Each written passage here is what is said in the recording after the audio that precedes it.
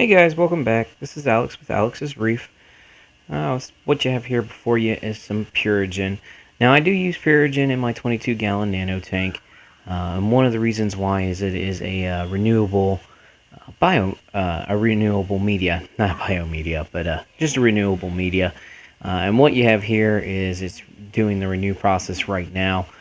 I just have had it in there for maybe 30 minutes or so, maybe an hour.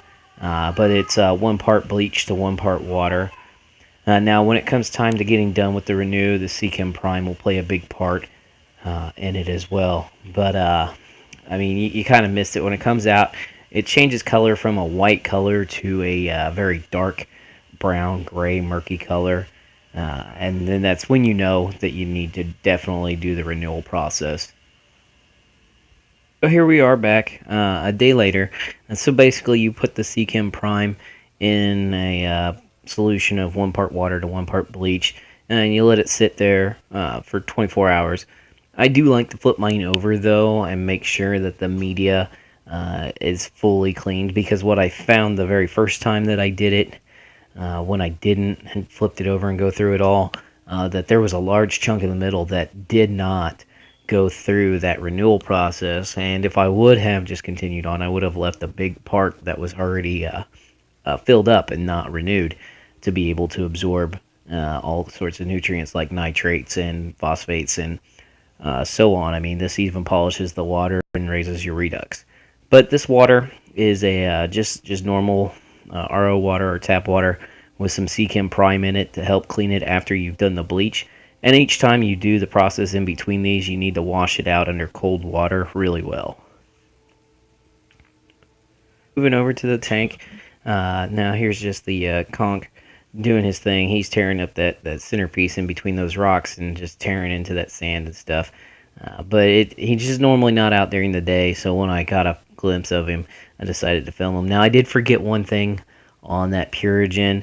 When you do the cycle after the bleach and water, and it's just regular tap or RO water with the prime in both of them, you do have to leave that in for 24 hours as well and let it sit overnight.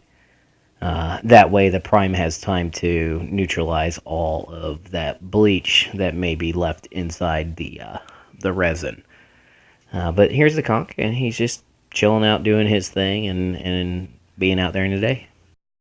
Hey guys, so last time in the Rico's Nano Tank Challenge, I had said I picked up a sexy anemone shrimp, and here he is. He was just doing a dance for us, so I caught it on video because the last video they were kind of hiding out behind all the octospawns and was not being camera ready for us. Now, as you can see though, my rocks, they do have some diatoms on them. They're also starting to grow on like those nuclear zoas. And just kind of take over the tank, which, you know, diatoms are ugly, but I'd rather have diatoms than, say, green hair algae. And I have noticed that there is some cyano, which normally indicates a problem with flow, as well as some other things. And we'll try some stuff to see if we can get rid of it. But the diatoms being one of the most known, one of the most readily available creatures in the ocean, that make up any more creatures than even on the planet of the Earth. You know, as long as there's silicons in my water, they're probably not going to go away.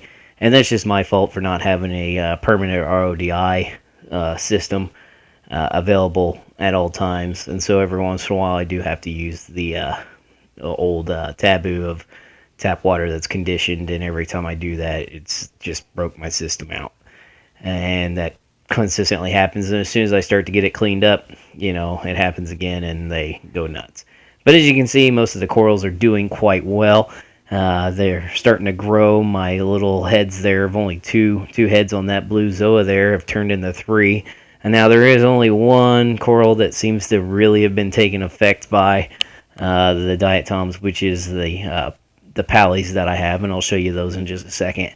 But I'll be cleaning those, and I'll be, you know, doing a Medicore dip with these, because I will be bringing in some new corals as well. So, you know, the Medicore dip will help them kind of recover if there's anything wrong with them.